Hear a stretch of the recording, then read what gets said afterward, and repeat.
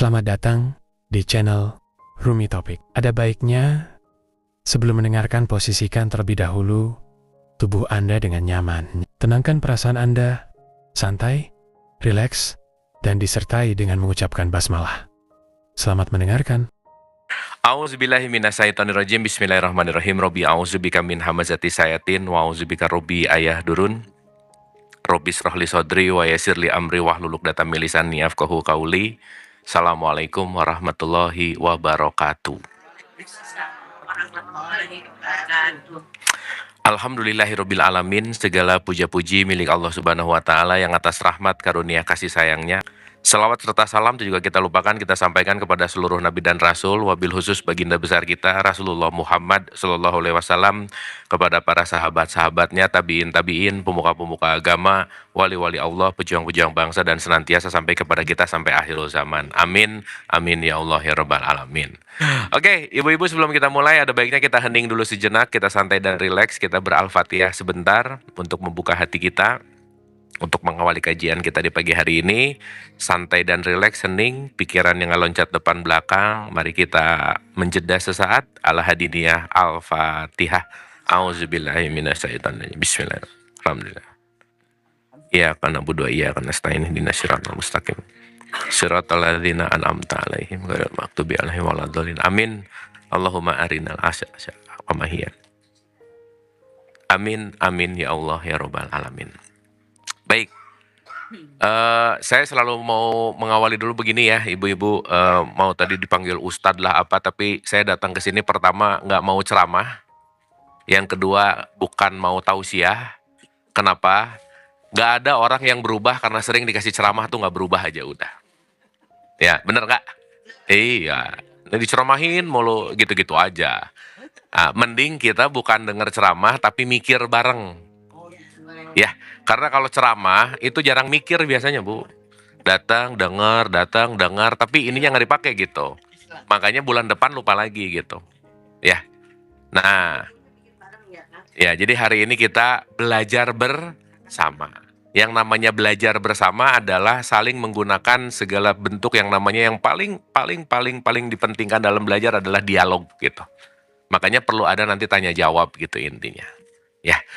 Saya dikasih PR hari ini untuk mengupas tentang surat Al-Fajr. Ya, tentang tadi udah dibaca di mukadimahnya tentang surat Al-Fajr gitu. Nah, sebelum kita masuk ke surat Al-Fajr, ada beberapa poin dulu yang ingin saya garis bawahi, ibu-ibu. Ibu-ibu, kita tahu bahwa Quran itu petunjuk, betul? Betul? Pertanyaan saya, kalau Quran petunjuk, cukup nggak hanya dibunyiin dan dihatamkan? Enggak, harus diamalkan. Hah? Cukup nggak cuman bunyi, hatam, bunyi, cukup nggak? Enggak dong. Betul? Sehingga kalau sekarang kita membunyikan, menghatamkan tapi nggak ngerti isinya, bisa mengamalkan nggak? Nah, jadi nomor satu, jangan merasa cukup ketika kita udah sering hatam Quran, baca Quran, ngerasa jadi solehah, itu belum.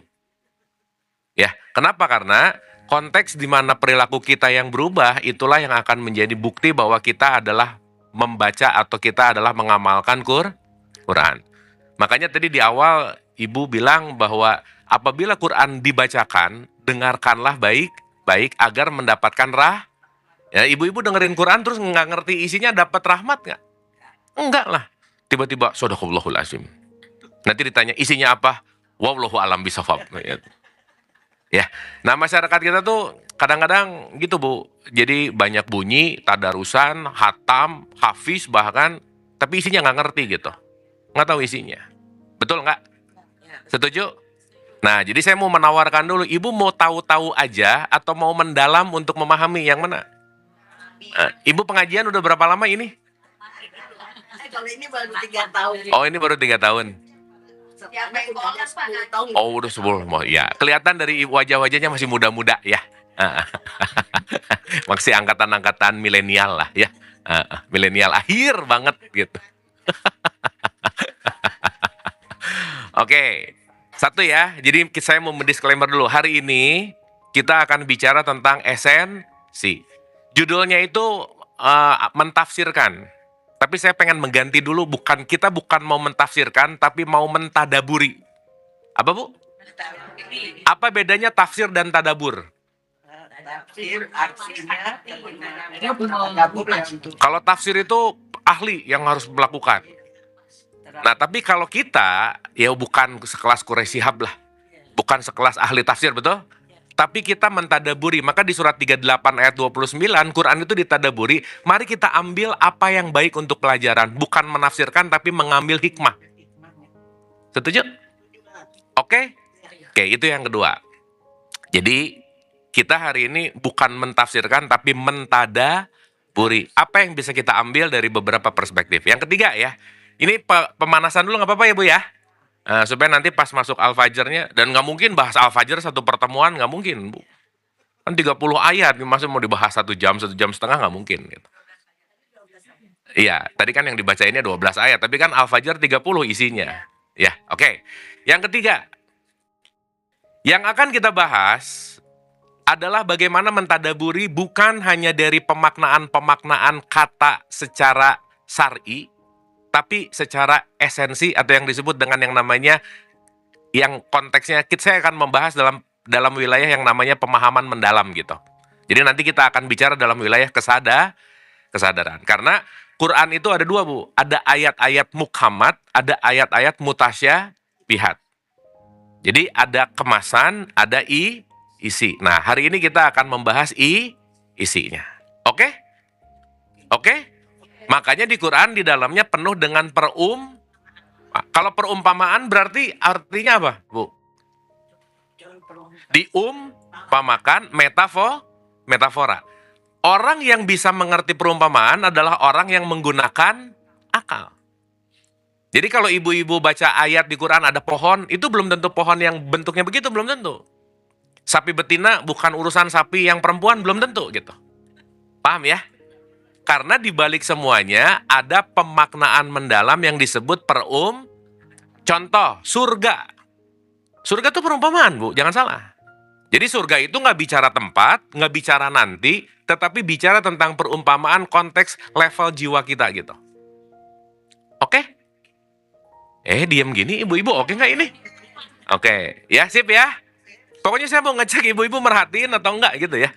Saya bakal banyak nanya. Sip ya? Kita akan melihat dari dua, mana kemasan, mana isinya. Oke, kita mulai.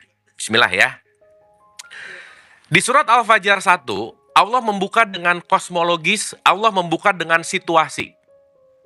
Makanya tadi dibacakan di awal, wal fajr, demi Oke, sekarang saya tanya dulu. Ibu-ibu kalau dengar kata fajar, yang kepikiran apa? Subuh, pagi, dan lain-lain. Betul nggak? Nah, di surat 41 ayat 53, ada kalimat keren di dalam Al-Quran yang isinya kira-kira begini, Bu. Sanurihim ayatina. Jadi, akan aku singkapkan, akan aku berikan pemahaman ayat-ayat Quran, Al-Anfaq dan Al-Anfus, di luar dan di dalam. Di mana, Bu? Di luar dan di dalam. Di surat 29 ayat 49 juga ada kalimat bal huwa ayatum bayyinah fi suduril ladzina utul ilm. Quran yang sejati itu adalah Quran yang ada di dalam diri kita. Di mana? Di mana? Berarti masing-masing kita sebenarnya udah ada Quran di dalam belum? Hah? Ini nggak seragam jawabannya. Udah ada atau belum? Udah. Maka petunjuk sejati itu di luar atau di dalam? Sip. Berarti kalau Quran yang kita baca ini, pertama ada ayat di luarnya, tapi juga pasti ada ayat di Makanya ada ayat-ayat kauniyah, ada ayat-ayat kauliyah. Sampai sini oke? Oke? Nah sekarang saya tanya, ibu-ibu berarti kalau baca Quran, itu nomor satu yang harus dipikirkan siapa? Allah. Dengerin dulu pertanyaannya. Ibu baca Quran nih. Saat ibu baca Quran, ini kira-kira yang harus jadi perhatian yang saya baca ini terhadap siapa? Allah. Ibu baca Quran buat siapa? Nah, berarti sekarang saya tanya, sebelum baca Quran dan setelah baca Quran harus ada perubahan nggak?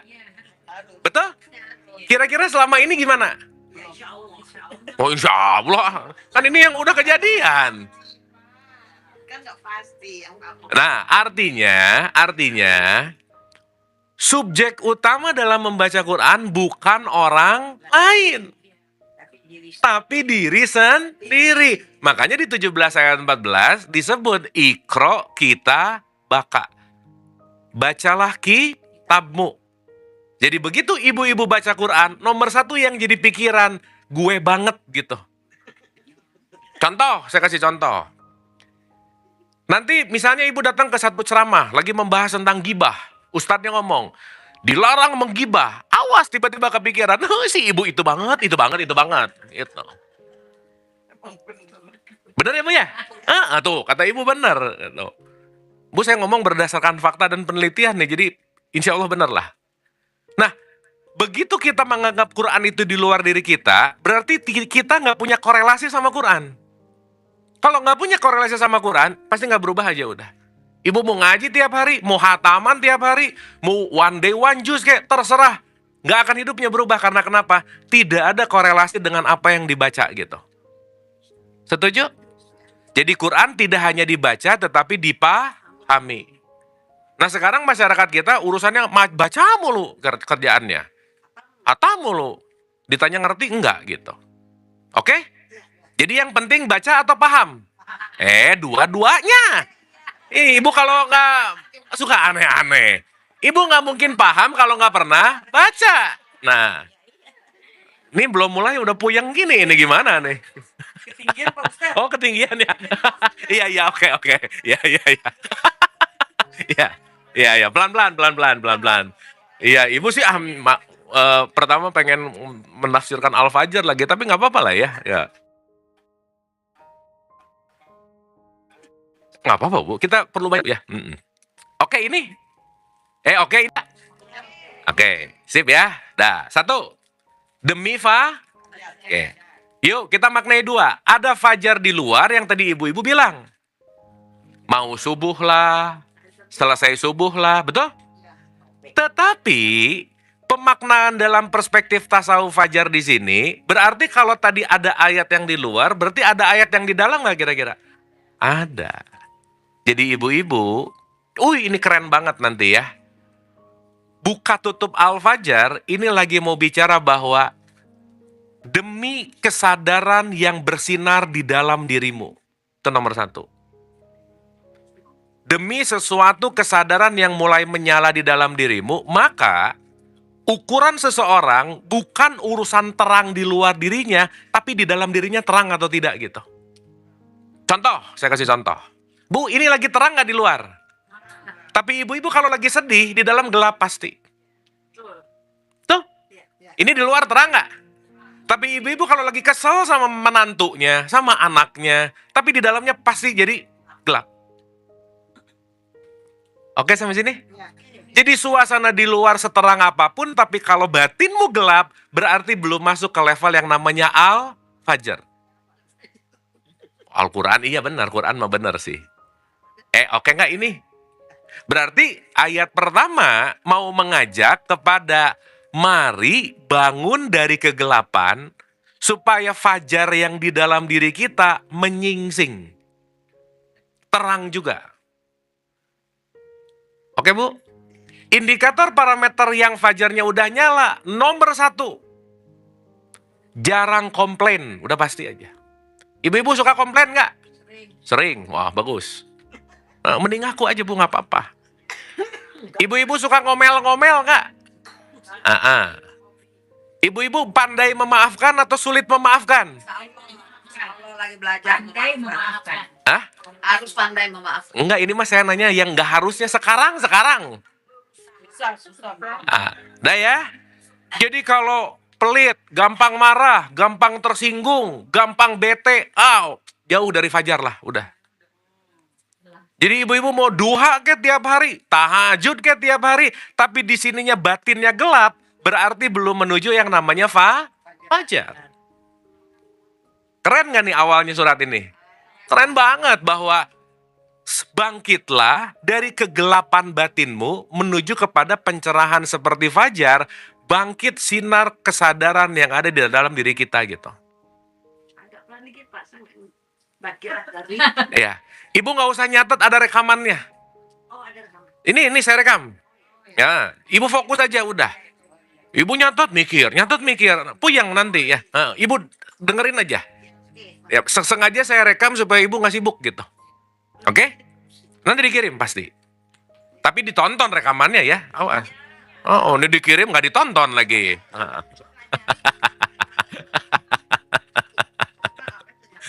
Oke, sampai sini oke? Oke? Oke. Demi Fajar. Berarti lagi ngomongin apa nih kira-kira tadi nomor 1? Iya, Fajar, bener tahu. Dari gelapnya batin menuju terangnya batin. Bahasa yang sering kita dengar di surat 5 ayat 16. Bu, saya loncat-loncat ayat nggak apa-apa ya? Supaya nanti ada penguatnya di sini, penguatnya di sini, penguatnya di sini. Kita ini sebut sebagai ayat bil ayat gitu. Di surat 5 ayat 16 ada kata-kata zulmatin ilan nur. Dulu Ibu Kartini bilang dari gelap terbitlah. Nah, Bu Kartini itu lagi bilang ini sebenarnya. Bu, maaf ya. Orang bodoh gelap nggak? Gelap. Jadi Bu, maaf ya. Jangan betah jadi orang bodoh. Karena bodoh tidak akan menambah pemahaman, pemahaman tidak akan merubah keputusan. Jadi ilmu perlu nggak, Bu? Perlu nggak? Makanya kita sekarang lagi majelis taklim itu ada ilm. Ilm itu gitu. Oke? Ilm. Kan ta'lim. Ada ilmu. Majelis sekarang Ibu datang ke majelis ilmu. Ibu nggak ngerti apa yang isinya. Baca hatam. Pulang, bukan taklim namanya. Itu ngoceh bareng namanya. Soalnya tadi kata Ibu ada arisan juga ya. Awas ketukar nih. Kita bukan lagi arisan. Oh, ada 2 wadah. Oke? Nah, jadi nomor 1.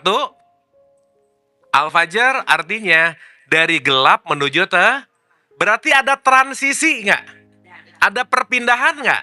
Maka ayat keduanya, demi malam yang 10, ayat ketiganya, demi yang ganjil dan yang genap, dan malam apabila berlalu. Walaili iza yasar.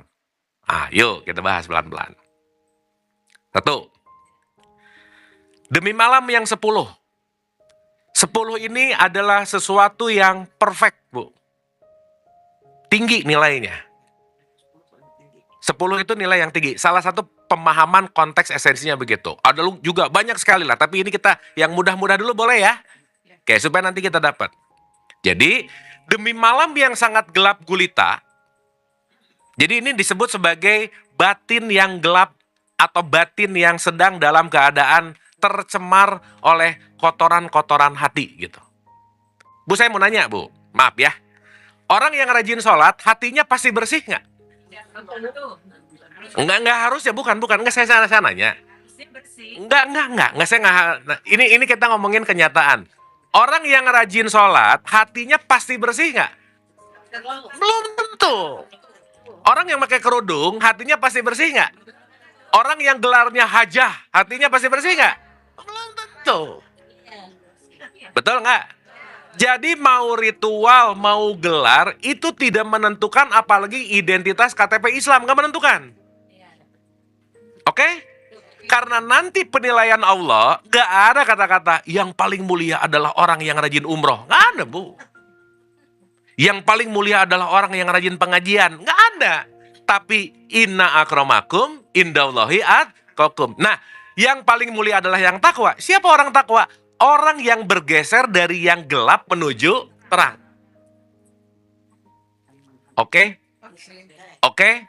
Jadi kalau ibu sholat, puasa, umroh tapi nggak takwa, nah itu berarti baru ngerjain ritual. Belum sampai kepada tujuannya. Setuju? Jadi yang penting sholatnya atau takwanya? Dua-duanya. Aduh, ini gawat. Minum dulu.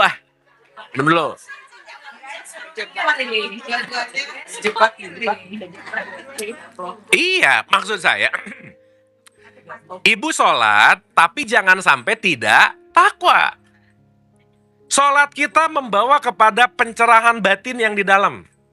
Puasa kita membawa pencerahan batin yang di dalam. Makanya nanti akan ngomongin Ad, Samud, Fir'aun. Bentar lagi nanti ke situ.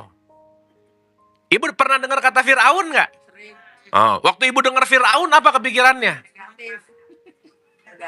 Ingat, kalau di Quran ada Fir'aun, berarti ada Fir'aun di sana dan ada Fir'aun di mana? Di sini. Iya. Ibu, di Quran ada ayat setan nggak? Berarti ada setan di mana? Di sana dan ada setan di gitu. Tanpa hitam. Iya. Oke? Ngomong-ngomong, ibu udah pernah ketemu setan belum? Nah, suka nggak ngaku Iya. Ibu kalau mau ketemu setan, gampang. Caranya tinggal ngaca. Pasti ketemu setan. Kalau lagi marah-marah. Kalau lagi marah-marah, ngaca. Lagi julid, ngaca. Lagi ngerumpi, ngaca. Ya. Menurut Imam Harits Al-Muhasibi, keren nih, beliau ngomong gini. Perilaku yang kamu malu lakukan di luar, maka cenderung membuat hatimu kotor. Ibu kalau ngomongin orang pakai mic di masjid, ngomongin orang lagi ngumpul, dipakai mic, dicerita-ceritain ke orang, malu nggak kira-kira? Nah, berarti itu nggak oke. Jadi nanti ibu kalau mau ngerjain sesuatu, ini kalau saya kerjain di umum, malu nggak ya? Nah, gitu. Ini kalau kelihatan orang ngerjain ini, malu nggak ya? Nah, menurut Imam Muhasibi, Al-Harits Al-Muhasibi, menurut Imam Ghazali juga, itu merupakan konteks di mana kita supaya punya batasan-batasan yang disebut perpindahan dari gelap menuju terang. Oke, Bu? Oke? Oke. Nah, berikutnya ya. Kita sesampainya aja nggak apa-apa ya? Oke. Demi yang genap dan yang ganjil. Yang apa, Bu? Nah, ini bukan ngomongin ganjil genap Jalan Sudirman, Jakarta, bukan. Bukan ngomongin nomor polisi mobil, bukan. Gini. Ibu-ibu yang dirahmati oleh Allah, Allah ini ada sering disebut dalam kalimat yang namanya Rob, betul? Makanya ada kata-kata Ya Allah dan Ya Rob, betul? Ada Allahumma, ada Robbana, betul? Apa bedanya? Bagus Ibu, saya juga mau nanya. Bagus itu jawaban, bagus ya. Rob itu artinya mendidik. Apa Bu? Maka ada yang disebut tarbiyah. Tarbiyah itu pendidik. Berarti kita hidup lagi di Rob sama Allah, lagi diapain kita? Mantap. Nah, sekarang saya mau nanya. Ibu kalau lagi dapat rezeki bersyukur nggak? Ngomong apa? Begitu rezekinya uang dimaling, dicopet, bersyukur nggak?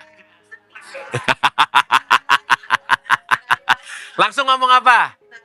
Inali. Berarti ibu belum Robul Alamin namanya, belum Fajar namanya. Jadi ikhlasnya belum ada. Nah, contoh. Tiba-tiba pulang dari sini, ibu dapat undian hadiah cash 10 juta. Seneng nggak? Senang. Kok kayak nggak seneng mukanya? Udah Bu, pura-pura iya aja Bu. Happy, benar? Nah, dapat 10 juta. Waktu dapat ngomong apa kira-kira? Lagi perjalanan pulang dipepet sama maling, diambil 10 jutanya. Senengnya hilang nggak? Jadi sedih nggak? Ngomongnya beda nggak? Jadi apa nggak? Inali. Sekarang saya tanya, waktu yang dua hal tadi, waktu dapat sama waktu diambil, itu kira-kira yang rezeki yang mana? Sebenarnya yang diambil. Kok diem sih? Rezeki yang ada di kita itu. Kan waktu pertama dikasih. Rezeki bukan? Waktu dikasih, waktu dicuri, dimaling, diambil. Rezeki bukan? Bukan, Nah, berarti ibu belum Al-Fajr kalau mikirnya gitu. Jadi waktu diambil kan rezeki. Berarti belum mikirnya, belum memiliki kesadaran Al-Fajr. Bu, nih. Kenapa ayat ini ngomong genap dan ganjil? Genap adalah sesuatu yang kamu suka, ganjil adalah sesuatu yang ganjil yang kamu gak suka. Dua-duanya kasih sayang aku, kata Allah. Sama.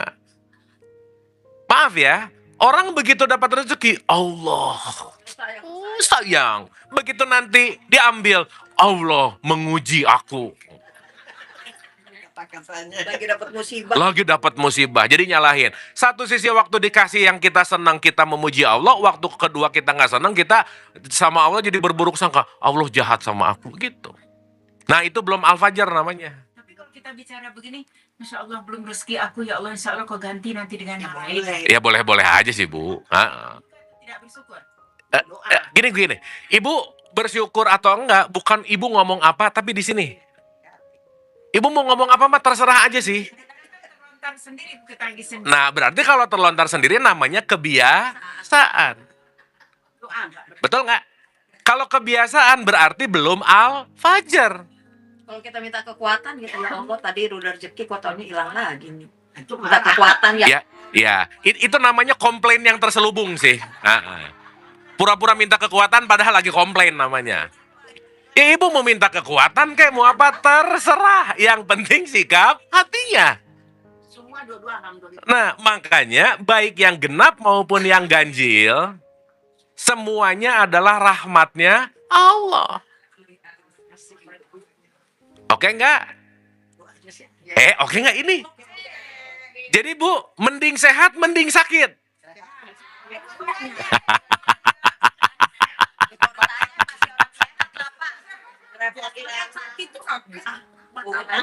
Gini, dengerin dulu, gini. Waktu kita sehat, itu lagi dirob nggak sama Allah? Iya. Waktu sakit, lagi dirob, ibu saya ngomong rob ngerti ya? Dididik. Bu, maaf. Ibu punya anak, punya cucu. Kadang ibu kalau mau mendidik anak, suka agak ada marah-marah dikit nggak? Nah gitu.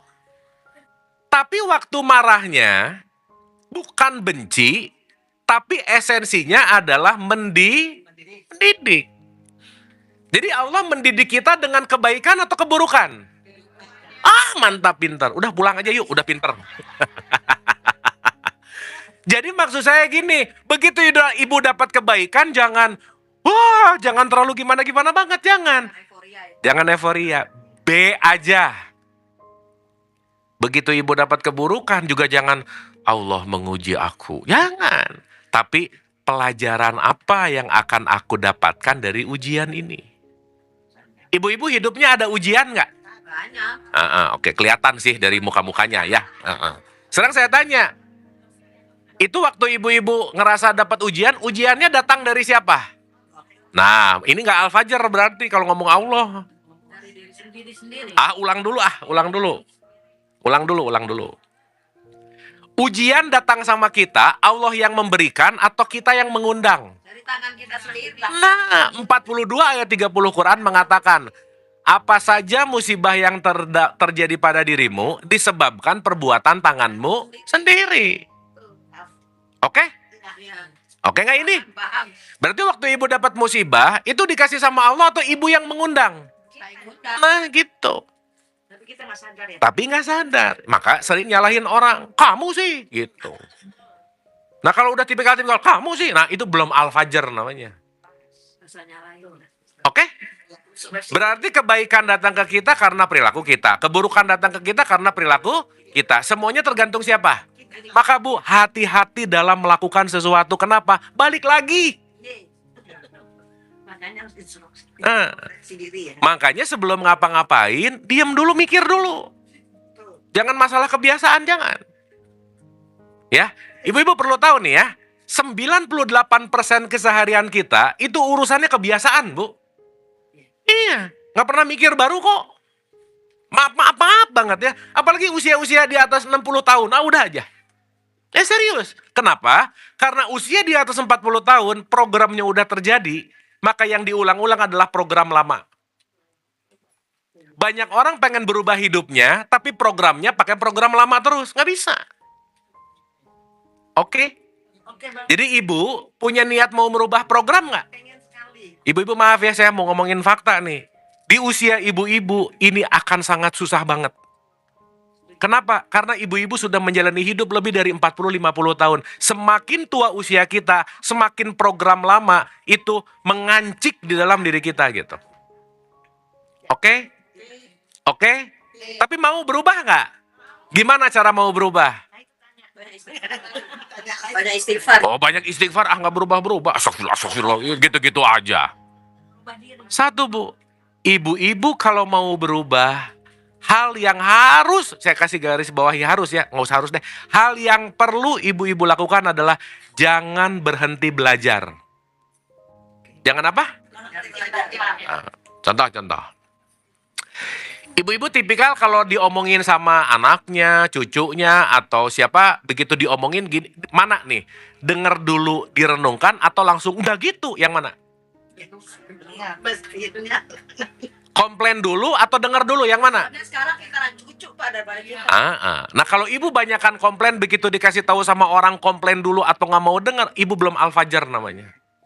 Maaf ya, semakin tua usia biasanya semakin ngerasa paling benar. Saat ngerasa paling benar, itu udah pasti malam 10 yang disebut tadi, gelap gulita yang paling gelap. Karena kenapa? Orang yang paling gelap adalah orang yang merasa dirinya benar. Titik, udah.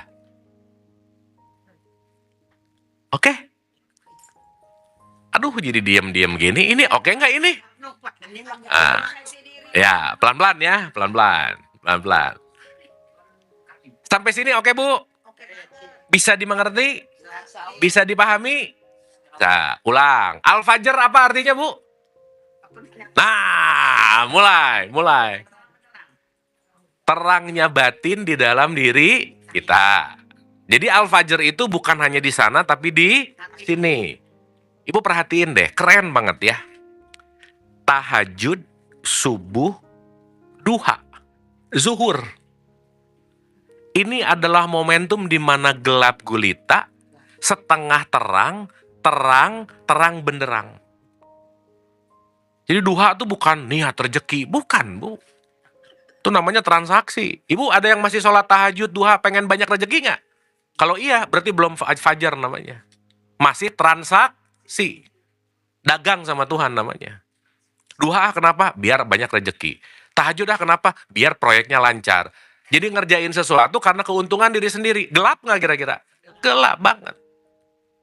Nah masyarakat kita ini banyak dikasih virus urusannya pahala mulu sih, Bu. Ngerjain ini pahalanya segini. Ngerjain ini pahalanya segini. Jadi pengen dapat pahala mulu nggak kira-kira? Jadi transaksional nggak kira-kira? Iya.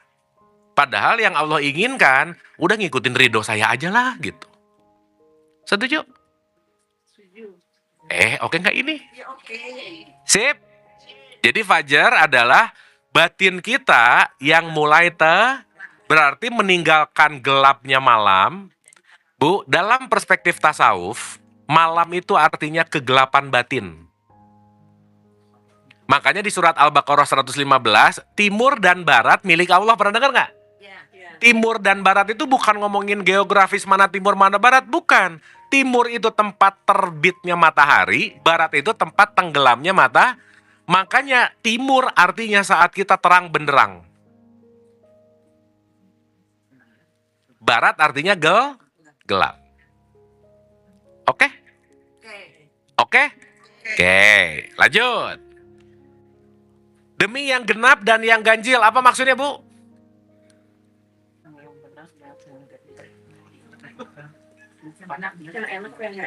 Genap itu sesuatu yang ibu suka. Ganjil itu sesuatu yang ibu tidak, maupun yang disukai atau tidak, dua-duanya adalah kasih sayang Allah. Allah lagi mendidik kita. Ngerob, pintar. Makanya ibu jangan asal ngomong Rabbana gitu, tapi nggak ngerti. Allahumma, tapi nggak ngerti. Ya boleh lah ya. Tapi maksud saya, yuk sekarang kita bukan hanya mengucapkan, bukan hanya baca, tapi kita mulai telaah ini apa sih maksudnya gitu. Karena kan pengen berubah tadi, benar nggak? Bu, orang berubah tapi nggak mikir, bisa nggak? Nggak bisa. Dan banyak pengajian nggak ngajak mikir masalahnya. Didongengin mulu.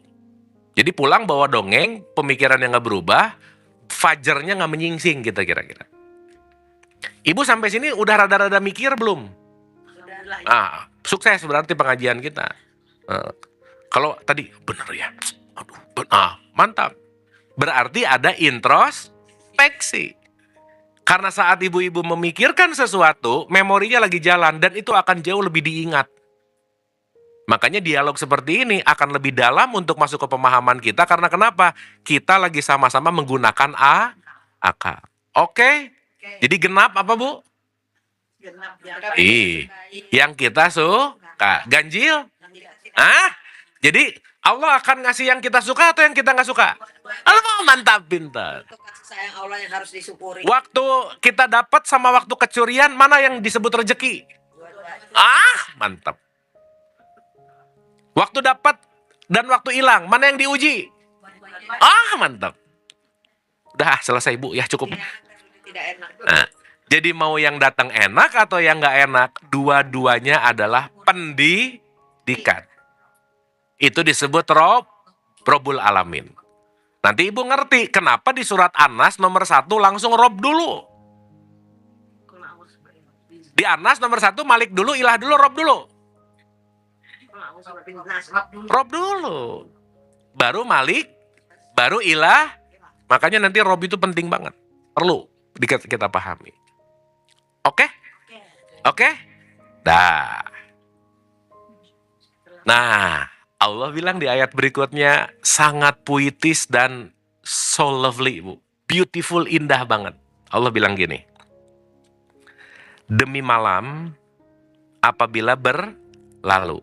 Walaili iza yasr. Demi malam apabila berlalu. Kira-kira maksudnya apa, Bu? Ayo. Saya mau nanya, Ibu mau suka, mau nggak suka, mau nerima, nggak menerima, hari ini pasti akan ada malamnya nggak? Oke. Ibu mau suka, mau nggak suka, mau nerima, nggak nerima, nanti malam akan ketemu pagi nggak? Bisa menolak nggak? Jadi Bu, Allah dengan sangat indah mau ngasih tahu bahwa segala sesuatu akan lewat juga akhirnya. Semuanya akan berlalu.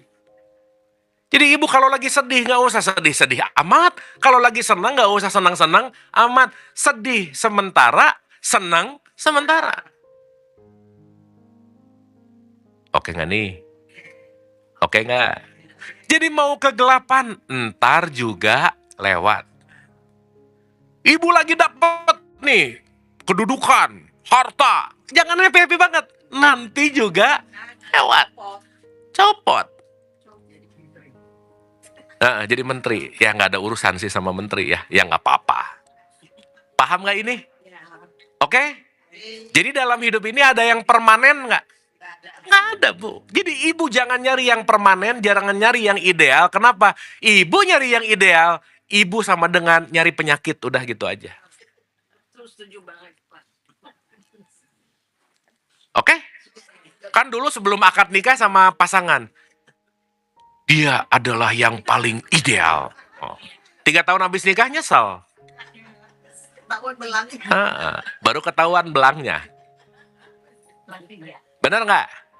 Jadi ketika di surat 89 ayat 4 ini dibilang, walaili iza yasar, demi malam apabila berlalu, artinya apa? Semuanya akan berlalu.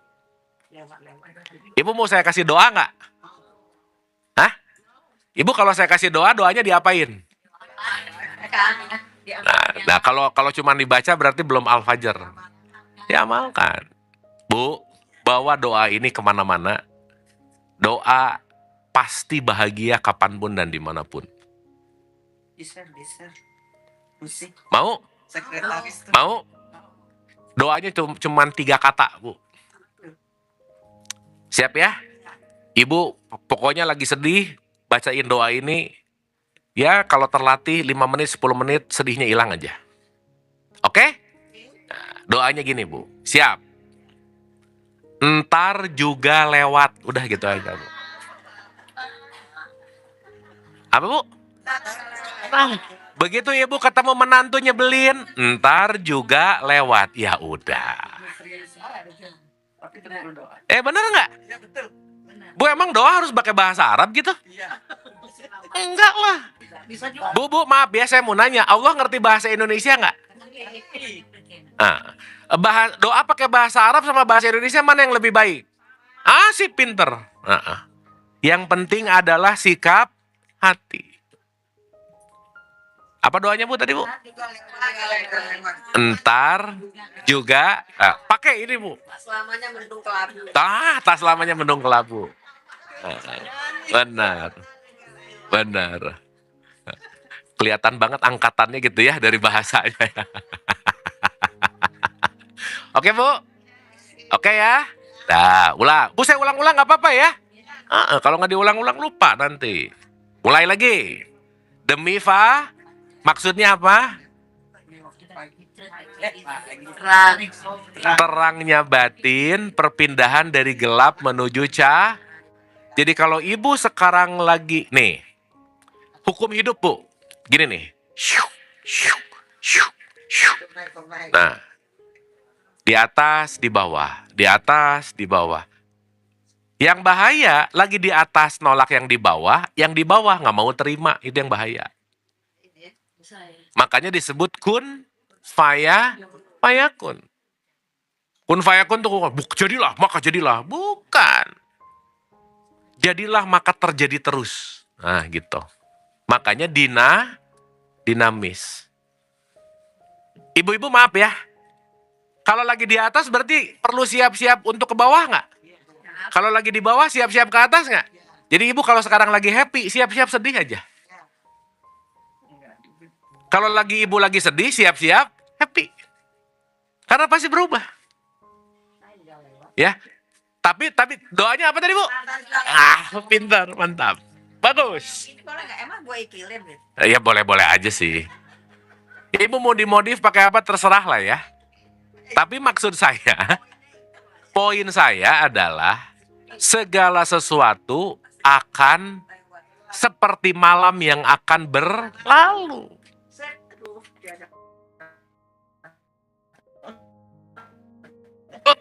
Oke nggak nih? Kalau kita bahas Al-Fajr gini jadi paham nggak? Sok tadi waktu dibacain doang, nggak ngerti isinya. Betul nggak? Dan ini bukan dalam artian, tadi ini mati Bu. Dan emang ini pencerahan terang beneran, jadi ngerti. Iya dong. Sip ya? Demi fajar, malam 10, genap ganjil genap, apabila malam Nah, dah. 5.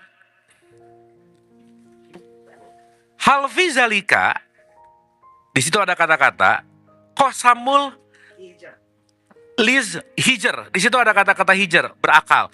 Adakah pada yang demikian itu terdapat sumpah bagi orang-orang yang berakal? Orang-orang yang apa? Jadi gini-ginian akan dimengerti bagi orang yang apa? Nah gitu. Kalau berakal dipakai apanya? Akalnya. Paham? Sekarang saya tanya Bu, Ibu kalau misalnya dengerin nggak pakai akal, berubah nggak kira-kira? Karena ininya enggak, makanya Quran itu cerewet. Allah paling nggak suka sama orang-orang yang tidak mengakal. Iya, bagi orang lain berpikir, Ibu dari tadi mikir nggak? Nah, mau nanya maaf ya, maaf. Waktu ibu-ibu taman mikir nggak? Baca. Gitu nggak? Tapi ininya nggak berfungsi. Dalam artian tidak ada sintesis yang namanya pemahaman. Jadi 1 sampai 5 mau ngasih tahu 1. Perubahan akan hanya terjadi pada orang-orang yang mau menggunakan akal. Nah itu intinya. Jadi waktu ibu dapat rezeki bukan? Waktu ibu sakit rezeki bukan? Mantap. Begitu sakit, oh ini rezeki nih. Kayaknya disuruh diem nih. Kemarin pecicilan mulu gitu masalahnya. Nggak mau diem gitu. Bu, ada nggak orang yang lagi sakit, diem, termenung, dapat petunjuk? Ada nggak? Nah, berarti sakit bisa membawa petunjuk nggak? Iya. Jadi nanti kapan-kapan kalau udah rada dalam sedikit, kita akan loncat Bu. Setelah kita masuk ke ilah dan maliknya Allah, sudah tidak ada dualitas dalam hidup kita. Semuanya hanyalah kenyataan. Titik udah. Karena dalam hidup nggak ada baik dan buruk, nggak ada benar dan salah, semuanya hanyalah kenyataan. Yang membuat baik dan buruk itu adalah diri kita. Contoh. Bu, ini botol baik atau buruk? Hah? Ini baik atau buruk? Baik buat nampung air. Kalau saya pakai timpuk orang nih, wusyuk, gitu. Ah, berarti botol ini baik atau buruk? Loh, tadi baik, sekarang buruk, gimana? Dua-duanya tergantung yang Ah. menggunakan. Jawabannya netral. Berarti tergantung siapa yang menggunakan. Oke. Oke? Sip ya? Berarti bukan masalah botolnya, bukan masalah handphonenya, bukan masalah teknologinya, bukan masalah segala sesuatunya, tergantung kita diri sendiri. Bu, kalau orang lagi gelap, kira-kira cenderung menggunakan botol ke arah kegelapan juga nggak kira-kira? Nah, gitu. Jadi ibu-ibu kalau lagi gelap, kalau bisa jangan ngomong, jangan ngambil keputusan, mending diam dulu. Jadi kalau lagi gelap, pasang pelang. Lagi gelap gitu, Bu. Nah, jangan ngajak ngobrol. Gitu. Nah, habis gitu pakai doa. Ntar juga lewat. Oke, Bu? Sip? Sip. Dah. Jadi, 5 ayat pertama lagi bicara tentang apa? Tentang perpindahan dari zulmatin ilan nur. Dari gelap menuju kepada cahaya. Mantap. Dah. Nah, di 6-nya dikasih bumbu histori namanya. Oke? Alam taro kaifa fa'ala robuka bi'ad, kata Allah. Di sini kalimatnya begini. Tidakkah engkau memperhatikan bagaimana Tuhanmu berbuat terhadap kaum Ad? Kaum apa? Berarti ini lagi ini lagi menceritakan sesuatu nggak? Berarti kaitan sama atas, mikir ini kasusnya nih. Berarti contoh, mantap. Irama zatil imad, di mana penduduk Iram, di mana Iram itu waktu itu adalah ibu kotanya atau konteksnya adalah wilayah yang paling teknologinya tinggi kaum Ad, yang mempunyai bangunan-bangunan yang tinggi, Bu. Yang mempunyai apa? Oke, sekarang saya tanya, ulang ya, ulang. Quran ini ayat yang di luar atau di dalam? Dua-duanya, kan di luar ada, di dalam juga ada. Berarti kalau ngomongin gedung dan bangunan, ada bangunannya, tapi juga ada bangunan di dalam berarti ada ad di luar, ada ad juga di dalam. Sampai sini oke? Jadi ini lagi ngomongin di luar atau di dalam? Dua-duanya. Tapi yang kita pelajari sekarang, apa makna kita untuk di dalam? Oke? Nah, lanjut dulu ya.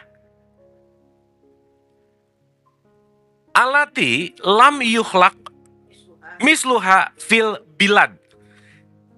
Yang belum pernah dibangun seperti itu di negeri-negeri lain. Jadi Ad itu bisa membangun segala sesuatu peradaban, bangunan-bangunan yang teknologinya belum pernah punya ada di tempat yang lain gitu kira-kira.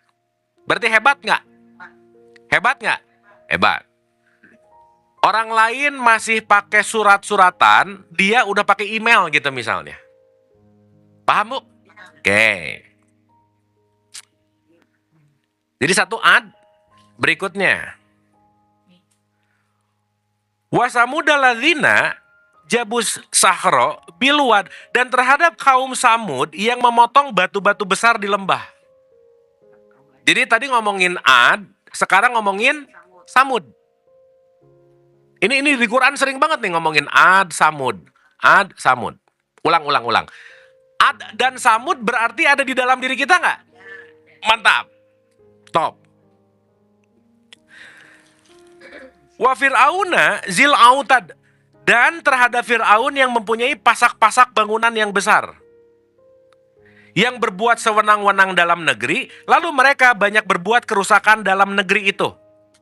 Karena itu Tuhanmu menimpakan cemeti azab pada mereka. Sungguh Tuhanmu benar-benar mengawasi. Apa maksudnya, Bu? Yuk kita telaah ya. Ini lagi ngomongin di luar atau di dalam? Dua-duanya. Tapi hari ini kita lagi bicara berarti ada di dalam diri ibu-ibu nggak? Samud? Ada. Fir'aun? Nah, jadi saya lagi ngobrol sama Firaun nggak nih? Iya dong. Karena mau Ad, mau Samud, mau Firaun ada di dalam diri kita. Ibu jangan tersinggung kalau disebut Firaun ya. Jangan. Nanti ngerti sebentar lagi. Bu, setan itu fisik atau sifat? Sifat.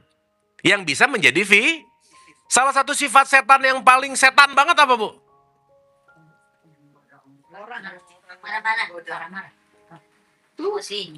Ini setan ya, kelasnya udah bukan di sini, tapi di sini banget. Apa coba?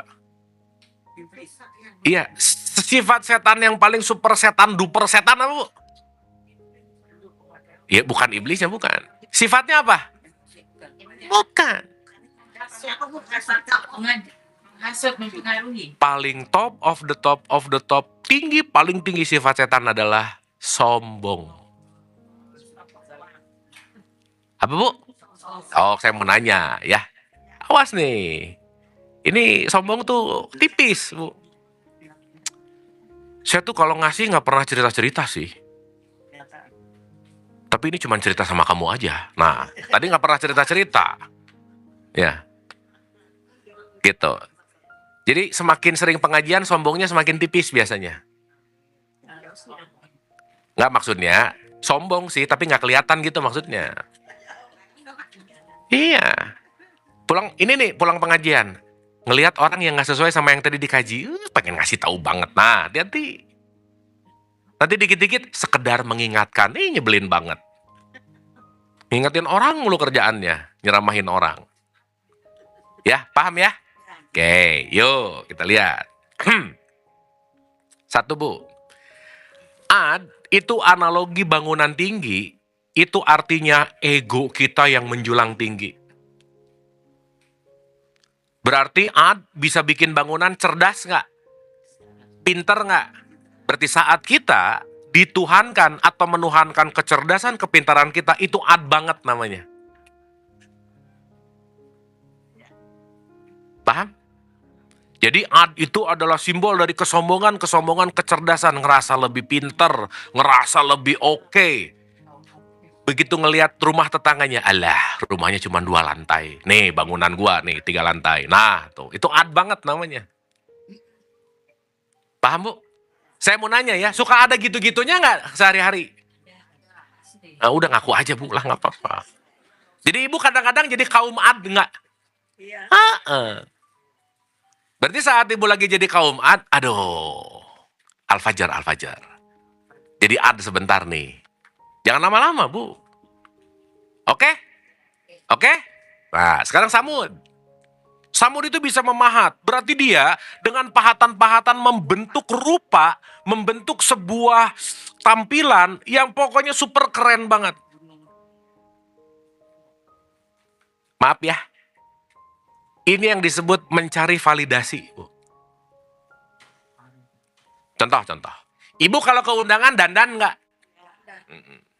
Kira-kira Ibu dandan gara-gara menghormati yang undang atau Ibu pengen kelihatan keren? Yang mana?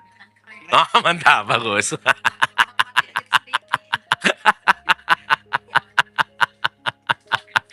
Ya. Terus udah dandan, bagus, begitu dapat di undangan, ada yang ngomong, ih kerudungnya jelek banget, sakit hati nggak? Nah, kalau sakit hati berarti Samud banget. Paham ya? Karena Samud, ini bahasa gampang sekarang yang bisa dipakai, terlalu banyak mencari validasi. Makasih, Bu. Omongan orang tuh dipikirin banget. Omongan orang tuh gitu. Ya. Ibu kalau ketemu teman mana yang lebih menyenangkan untuk didengar? 1 begitu teman. Ih, cantikan deh. Seneng nggak? Tuh. Mungkin sih. Mungkin. Itu menghibur aja sih. Benar. Tapi bisa gini loh. Ih, kok gemukan sih? Nah. Bisa ngambek nggak? Padahal emang gemrot gitu misalnya. Bener nggak ini? Iya. Nah, saat omongan orang merusak kedamaian kita, itu Samud banget namanya. Oke? Soal Apa yang kita bilangkan senang, bukannya kita menghina gitu. Ya, namanya misalnya. gemuk ya tetap aja. Iya, Ibu, balik lagi. Ibu mau ngomongin gemuk, kek. Bu, ini ya, setiap omongan yang keluar, itu terserah Ibu mau gimana. Yang penting sikap hatinya. Iya, betul. Body shaming. Betul. Makanya disitulah nanti ada kata-kata nih. Jangan berbuat kerusakan. Hati-hati loh, Bu. Omongan kita bisa ngerusak suasana orang loh. Betul nggak? Perilaku kita bisa ngerusak orang lain loh. Makanya kalau Allah bilang jangan merusak, jangan melakukan kerusakan di muka bumi. Bukan urusan hanya sampah. Iya benar juga sih. Tapi omonganku, postinganku, perilakuku, itu ngerusak lingkungan atau enggak gitu. Ibu nanti cek aja. Waktu ibu datang ke satu kerumunan orang, ini orang-orang pada happy nggak? Itu aja. Contoh ya Bu ya, ini contoh nyata nih. Ibu pernah nggak ya nih? Begitu ketemu orang, begitu datang, seneng banget datang dia. Pernah nggak gitu? Berarti dia menyenangkan. Vibes-nya oke. Tapi ibu pernah nggak begitu baru ngelihatnya muka? Ya dia lagi. Pernah gitu nggak? Ya dia lagi gitu. Nah ini lagi. Pernah nggak gitu? Ingat jangan mikir orang lain. Jangan-jangan itu gue gitu. Paham ya? Clear ya? Berarti kalau kita menjadi perusak lingkungan, mau itu fisik maupun non fisik, itu berarti belum al-fajar namanya. Samud banget namanya. Oke? Tip? Coba sekarang direnungin. Ad sering keluar nggak dalam hari? Di hari sehari-hari? Sering. Maaf Bu ya. Waktu ibu ngelihat, kerudungnya jelek dikit aja. Oh udah itu ad banget Bu. Kan nilai. Gak matching sama baju. Nggak matching sama baju. Ini kerudung oranye. Baju kuning. Bawahan hijau. Misalnya. Atasan merah, bawahan putih. Ini bendera mau dikerek ke di mana? Misalnya. Nah. Iya. Oke, Bu? Iya. Iya. Kan dia menggunakan kekuatannya bisa motong batu ya. Betul. Terhadap orang yang merasa dirinya paling kuat, paling hebat.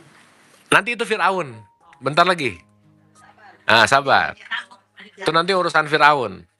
Bu, sekarang saya mau nanya, Bu. Firaun itu nama orang atau gelar?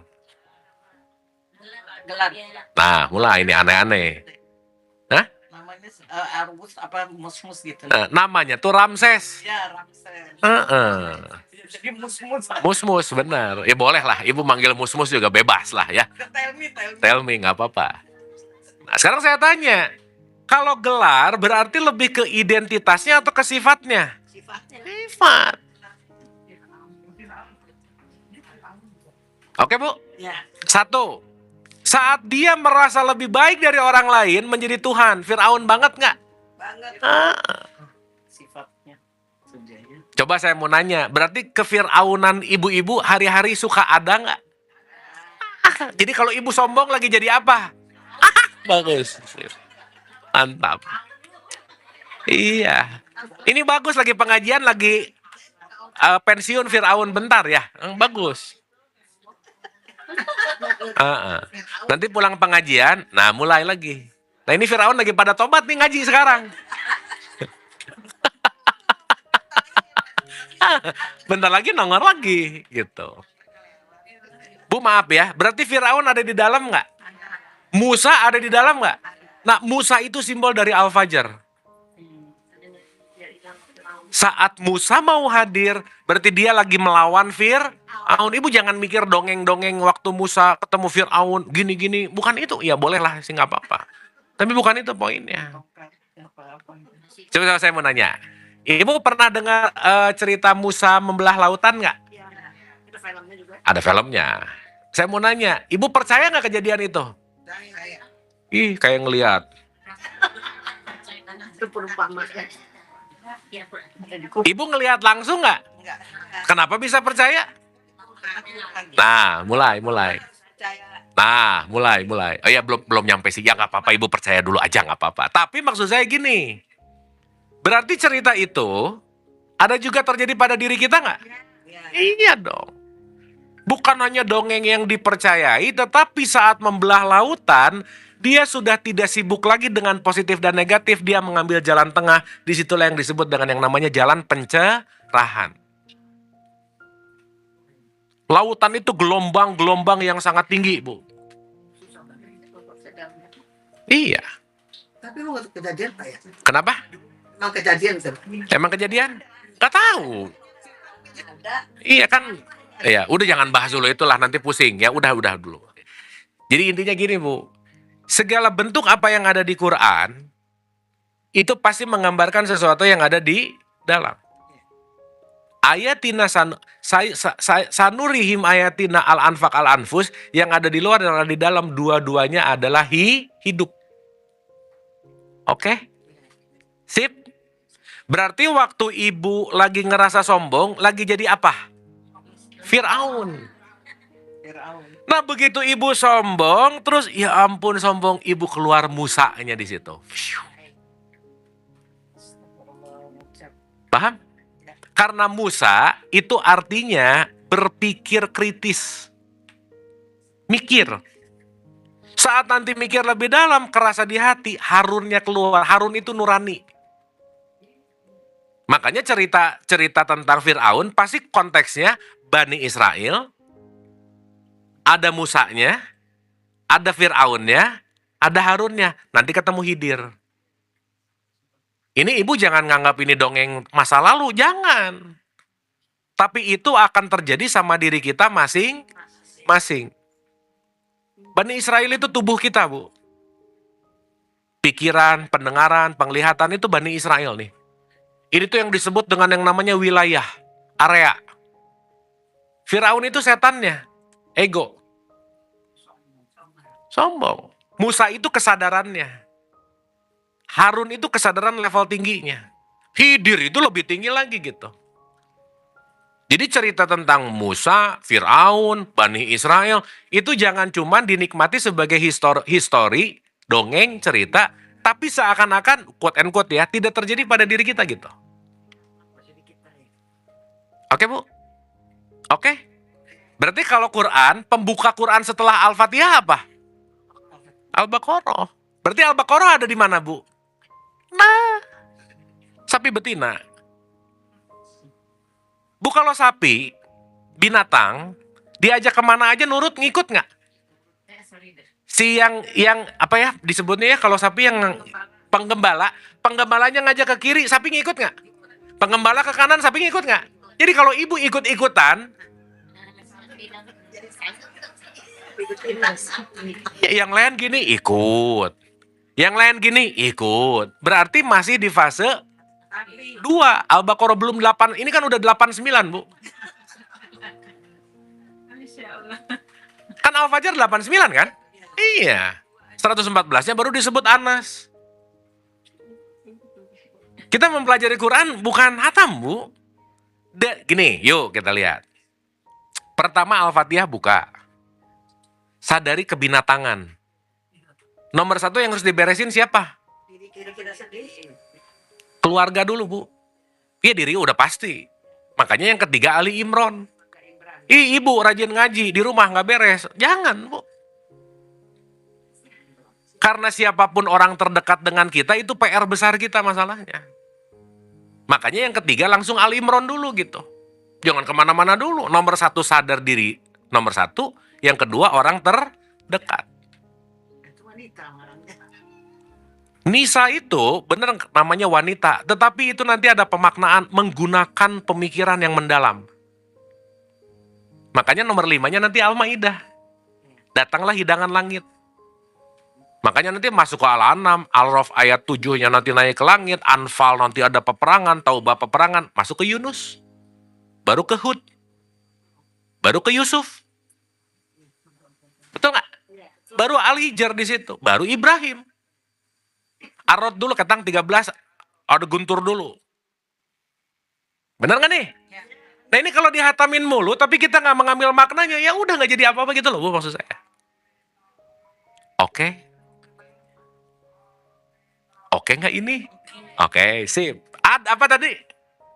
Yang tadi egois, Sombong. tinggi-tinggi diri ya. Ad itu adalah kesombongan dalam wilayah kecerdasan, pangkat, gelar. Ada loh sekarang pulang haji dipanggil, nggak dipanggil Bu Haji, nggak noleh Bu. Bu, diem. Bu Haji, gitu. Misal, ini mah misal aja, misal. Contoh-contoh. Oke? Oke? Jadi ada apa Bu? Yang mengakukan diri dengan pangkatnya, jabatannya. Ketinggian mau dari jabatan, harta, dan seterusnya. Samud itu valida image. Nah, Fir'aun itu, nih, ciri-ciri Fir'aun, Bu. Ibu cek ya di dalam dirinya, awas jangan mikir orang lain ini. Nih, ciri Fir'aun. Nomor 1. Ingin dihargai, itu nomor 1. Apa, Bu? Ibu ada nggak ngerjain sesuatu pengen dihargai? Nah, kalau masih ada, Fir'aun banget berarti. Karena kalau nanti ngerjain tapi nggak dipuji, sakit hati. Ya, karena pengen dihargai. Omongan ibu nggak didengar sama menantu, sakit hati. Dasar. Itu lagi jadi apa? Gitu. Ya. 1 ingin di apa, Bu? Yang kedua, ingin diakui. Nyari pengakuan terus kerjaannya. Yang ketiga, kebanyakan ngatur. Ngatur keyakinan orang, resek keyakinan orang, ngatur hidup orang. Udah aja. Berarti dia mau menguasai. Firaun. Bu maaf ya, Firaun merasa dirinya Tuhan nggak? Kalau ibu ngerasa dirinya lebih baik dari orang lain, ngerasa dirinya Tuhan nggak? Iya dong. Berarti menuhankan berarti apa bedanya ibu sama Firaun? Nah, gitu. Paham ya? Kata-katanya tinggi. Kenapa, Bu? Kata-katanya tinggi. Kata-katanya tinggi. Ya, ulang ya. Ad, Samud, dan Fir'aun ini bukan orangnya. Bukan apa, Bu? Bukan orangnya. Oke. Berarti Ad, Samud, Fir'aun itu namanya contoh. Ada bapak-bapak namanya Soleh. Apa, Bu? Pasti Soleh nggak orangnya? Nah, gitu. Tentu. Ada ibu-ibu namanya Solehah. Pasti Solehah nggak orangnya? Nah, maka Ad, Samud, Fir'aun bukan nama tapi sifat. Paham ibu-ibu? Oke? Aduh, diam gini ibu-ibu. Oke. Paham ya? Oke. Bisa dimengerti ya? Ya. Bu seru nggak ngaji gini, Bu? Mikir.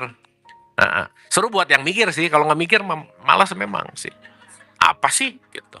Ibu rada-rada puyeng nggak kira-kira? Nah, kalau ibu puyeng bagus. Berarti mikir. Kalau pulang dari sini nggak ada yang puyeng, berarti ibu nggak mikir. Alias jangan-jangan dari tadi. Nah, gitu. Pulang-pulang mikir benerin hati. Nah, jadi pulang dari sini. Bener ibu. Pulang dari sini bawa pikiran, direnungkan. Ya ampun, tadi di pengajian ngomongin Fir'aun. Gue banget ya. Udah ditinggal lagi. Ibu jangan sakit hati saya ngomongin Fir'aun ya. Kan emang bener. Ibu suka ada sombongnya nggak? Ada Fir'aunnya nggak? Jadi jangan sakit hati. Jadi nanti kalau ada orang ngomong setan lu, ibu bilang emang gitu. Oke nggak nih? Sip ya. Kalau ibu udah mulai nggak sakit hati sama hal-hal gini, udah mulai fajar namanya. Iya. Ntar juga lewat. Mantap ibu, mantap. Sip. Ntar yang diingat dari sampai rumah cuma ntar juga lewat. Ya nggak apa-apa sih. Udah ya, udah jam 11 nih, bentar lagi. Kita mau tanya jawab dulu atau lanjut dulu? Tanya jawab dulu. Hah? Udah. Sampai sini ada yang puyeng nggak? Kayaknya semua puyeng deh. Nggak ya, aman ya? Sok ada pertanyaan dulu nggak? Apa Bu? Assalamualaikum warahmatullahi wabarakatuh. Saya mau nanya ya Pak, apa sih yang dimaksud dengan Al-Quran 30 juz itu? Kalau diperas itu keluarnya kata takwa. Terima kasih. Gini, ibu-ibu, saya mau nanya ya. Anggap aja ini Quran gitu ya, saya pegang Quran. Quran ini petunjuk nggak? Oke, berarti kalau Quran ini petunjuk, ibu buka Quran nyari pahala atau nyari petunjuk? Oh, pinter, mantap. Bagus, benar. Karena hari ini buka Quran ngapain nyari pahala? Ya nggak apa-apa juga sih, tapi itu jawaban anak TK banget.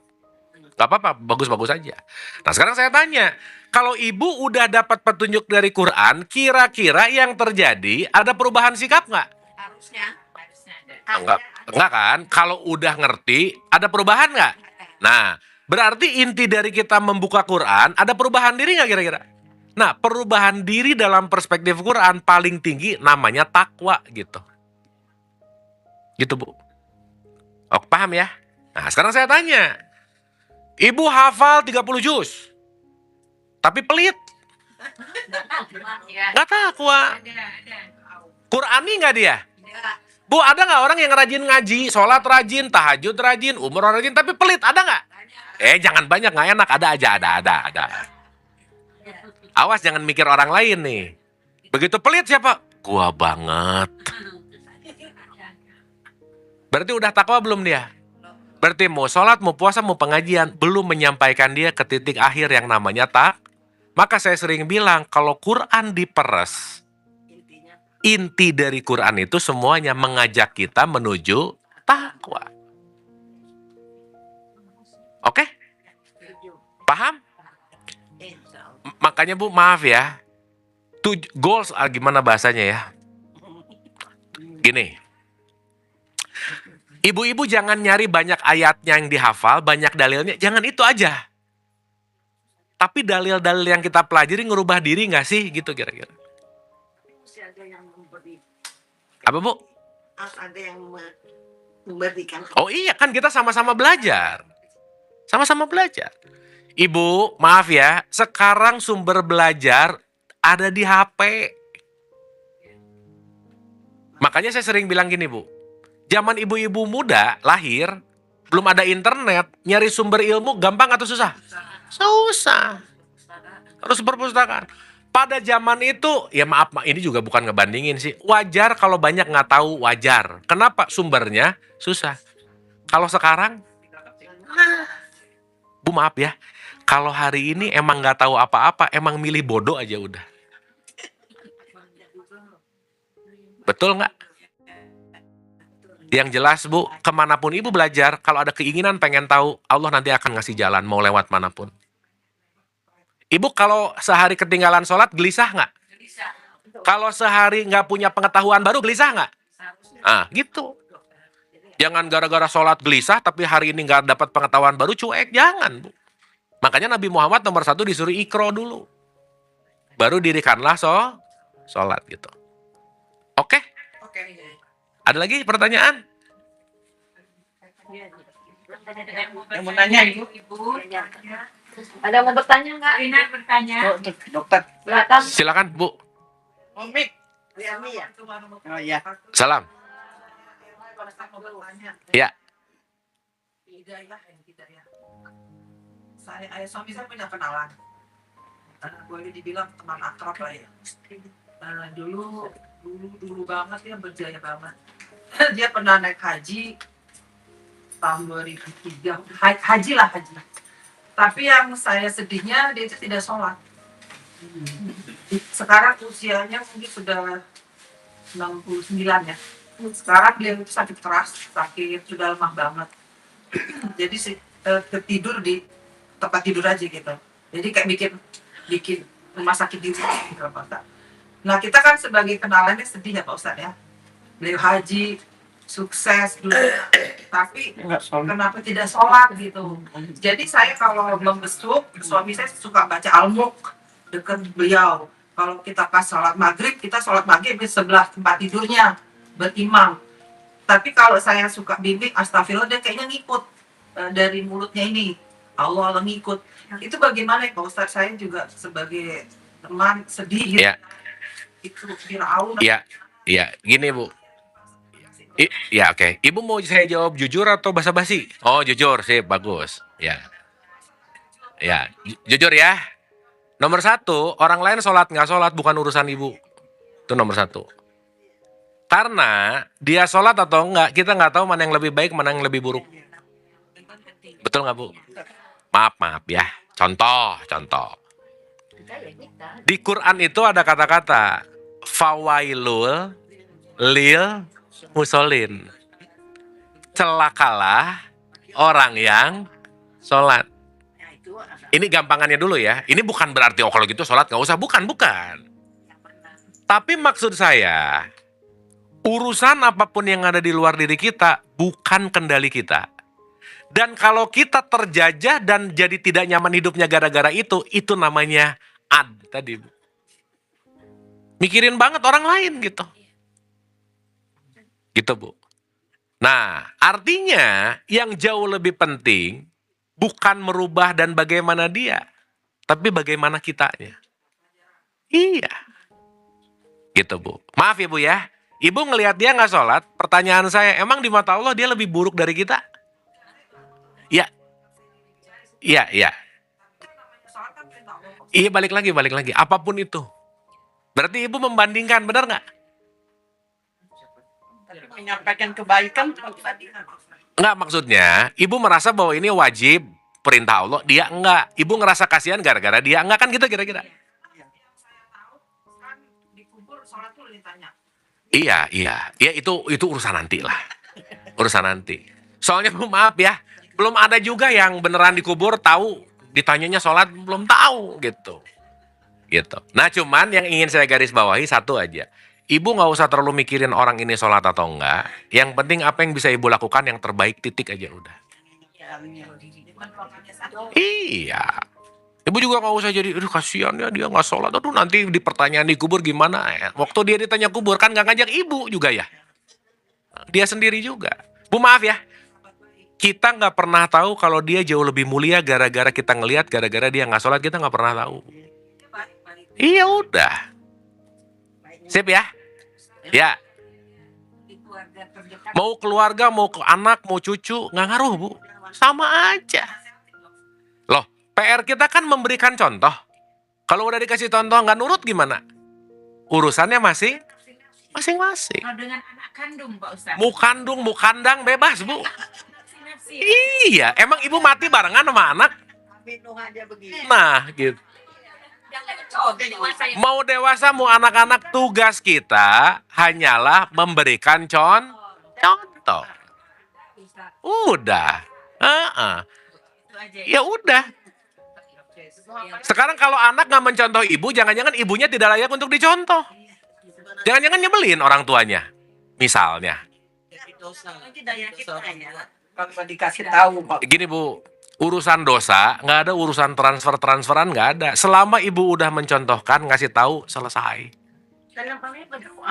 Terus kenapa ada surah yang mengatakan kalau seorang anak wanita yang belum nikah, kalau dia tidak menutup aurat, dosa bapaknya ditanya. Tapi kan kita wajib. Iya kan PR-nya gini, kayak nggak ada gitu deh kayaknya Bu, nggak ada sih. Sok ibu bawa Quran nggak? Ada Quran nggak? Coba buka surat 17 ayat 15. Iya nggak apa-apa. Iya nggak apa-apa. Sok buka 17 15. Sok biar ibu buka sendiri.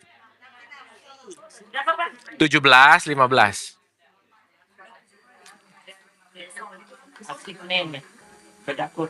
Iya. Sok dibacain rada kenceng. Bahasa Indonesianya aja Bu. Sok.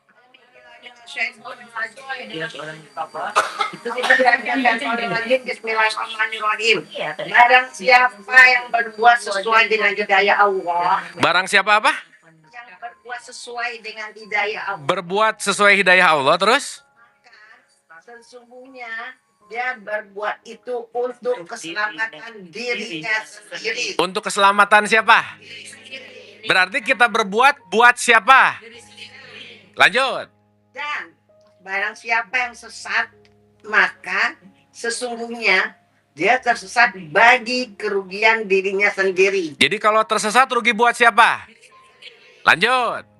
Dan seorang yang berdosa tidak dapat memikul dosa orang lain. Bisa nggak dipikul? Nggak. Terus. Dan kami tidak akan mengazab sebelum kami mengutus seorang rasul. Nah, gitu. Ada yang mengatakan ada dua laki istri ya Ustaz. Kalau dia yang si perempuan sudah menikah, kalau tidak menurut suaminya berdosa, orang tuanya berdosa. Ulangi lagi. Lah, Qurannya ngomong gitu kok. Ulangi lagi, Bu. Sob. Ini sampai asar nggak beres-beres nih. Ustaz di Quran Iya. jadi beban gitu juga. Iya, berarti Bu maaf ya. Ibu terbebani sama dongeng cerita yang halu jadinya. Iya. Bener nggak? Iya, Ibu kalau nggak percaya ya, tambah lagi nih. 31, 33. So, ini lebih asik lagi. Ini Ibu mau bahas Al-Fajr tapi halu gimana? Sok baca, Bu. Hai manusia. Hai siapa, Bu? Bu, maaf. Quran ini buat orang Islam atau buat manusia?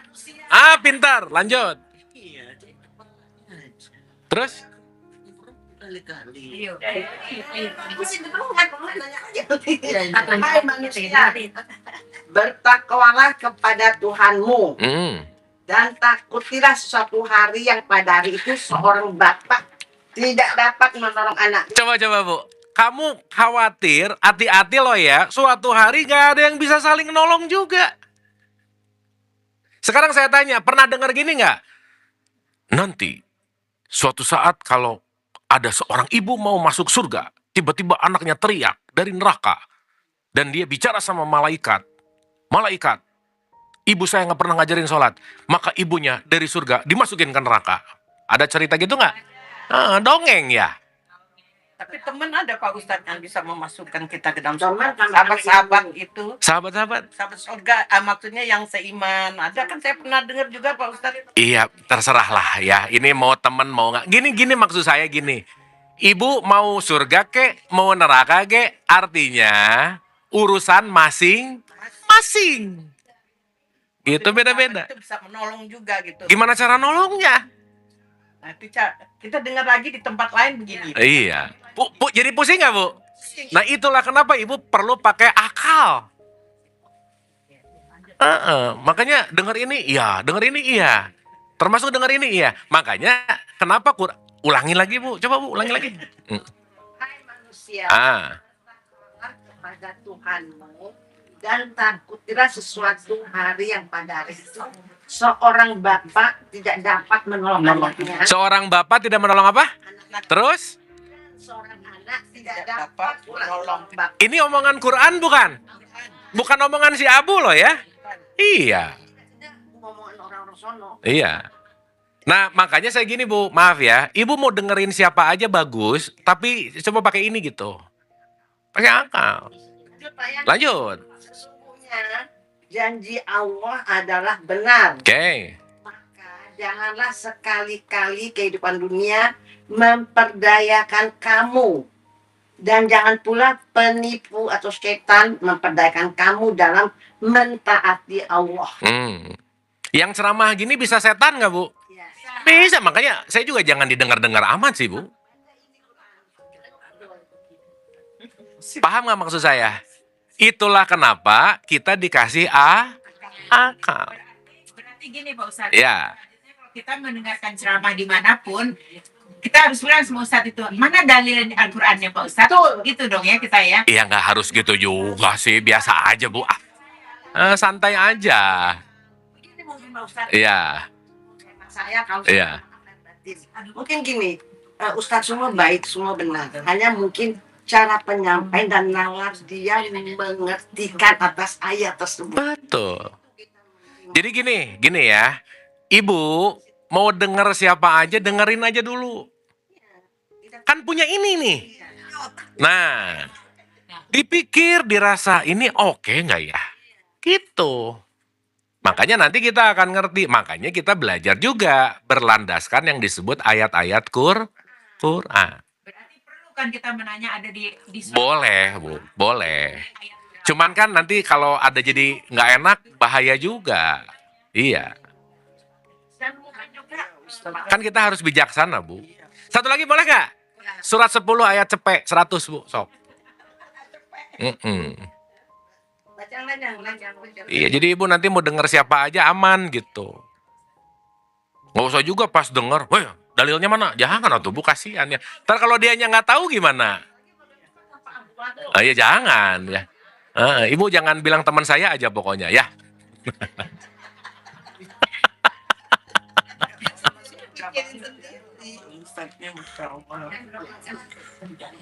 Jangan baca silakan. Surat 10 ayat cepek, ayo. Iya, baca Bu. Yang udah dapat beriman. Belum dia. Yang dapat dia dapat yang dapat aja. Udah yang Ada? dan tidak seorang pun akan beriman kecuali dengan izin Allah. Terus? Allah menimpakan azab kepada orang yang tidak mengerti. Allah menimpakan azab kepada orang yang tidak apa? Kalau ngerti, nggak ngerti kira-kira pakai akal atau nggak pakai akal? Jadi Allah tuh nggak suka sama orang yang nggak mikir, main iya, nggak dipikir gitu. Berarti perlu ada logika nggak Bu? Gitu. Tahu ayatnya. Sip ya? Makanya Bu, Ibu jangan percaya amat sama siapapun, jangan Bu. Ya, anak yang soleh nggak sampai dong kepada orang tuanya. Terus masih Iya. iya, gini Bu, doa anak yang soleh itu adalah bagaimana dia meneruskan kebaikan orang tuanya gitu maksudnya. doa-doa orang anak soleh pada orang tua ya. Iya, gini ya. Bu, kita tuh coba jangan terlalu transaksional nih mikirnya nih. Ibu, jangan ngerasa aman kalau punya anak soleh-solehah karena nanti dia doain saya gitu. Jangan. Cari sendiri. Karena, kenapa Bu? Bukan itu jadi menolong ini.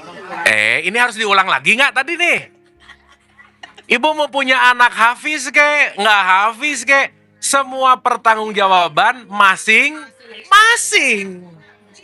Iya. Pak. Iya. Baca benar arti dari surat kita baca Al-Quran ya. Kita tidak makan baca arti. Iya. Sering sekali dikatakan bagi orang yang berpikir, bagi orang yang Iya. berpikir memang. Ya, cuman saya kasih cuman dulu nih ya. Gak semua orang mau menggunakan jadi banyak kemakan gosip gitu. Baca aja di berpikir. Oke? Oke nggak ini? Tuh ini kayaknya belum Al-Fajr nih kayaknya nih ah. Iya. Bulan depan lagi. Tapi paham ya ibu-ibu ya? Jadi maksud saya, terutama dengan pelajaran-pelajaran pertanyaan terakhir, ibu-ibu please akalnya dipakai. Dan yang kedua, ini yang paling penting juga sih, bukan paling penting sih, ini yang perlu. Tadi saya taruh di situ tuh. Kenapa ini ada apa? Aduh, ini urusan kaos kaki lagi. Jadi sebenarnya Pak, kalau kita bulan puasa katampuran apa sekalian masjid mana ya? Ya gini Bu, ibu mau hatam ke, mau nyari pahala, terserah. Tetapi yang pasti perilaku berubah atau enggak. Tadi ibu ngomong, kalau anaknya adalah hafiz akan menghantarkan ke surga. Lah kalau ibunya nyebelin, gimana ibu mau masuk surga? Kitanya nyebelin, gitu misalnya. Paham gak nih? Jadi bukan urusan siapa-siapa, oke? Sip ya ibu-ibu ya? Udah nanti ditambahin lagi ibu puyeng lagi. Iya Bu? Ya.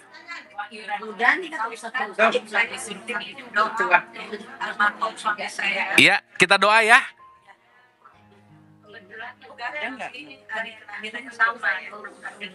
Siap.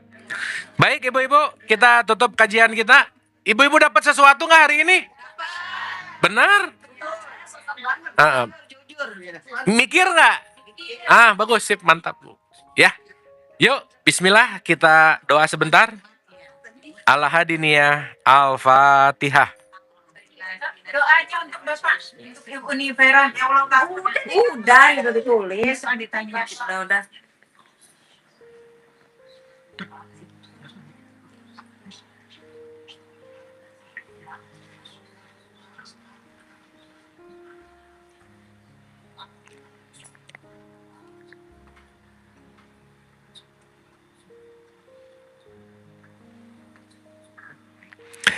Al-Fatihah. A'udzubillahi minasyaitonir rajim. Bismillah.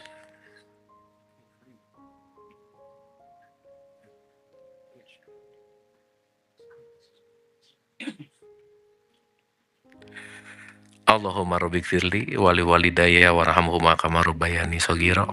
Rabbana atina fid dunya hasanah wa fil akhirati hasanah wa qina adzabannar wa adkhilnal jannata ma'al abrar ya aziz ya ghafar ya rabbal alamin.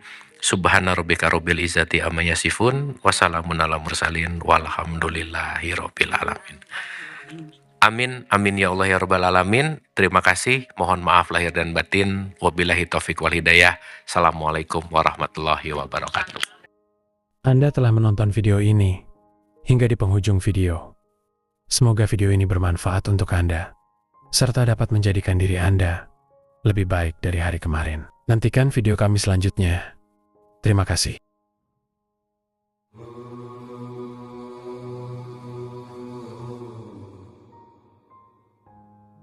Bukan dari Adam, Hawa, taman surgawi atau Firdaus. Tempatku tidak bertempat, jejakku tidak berjejak. Baik raga maupun jiwaku, semuanya adalah kehidupan kekasihku.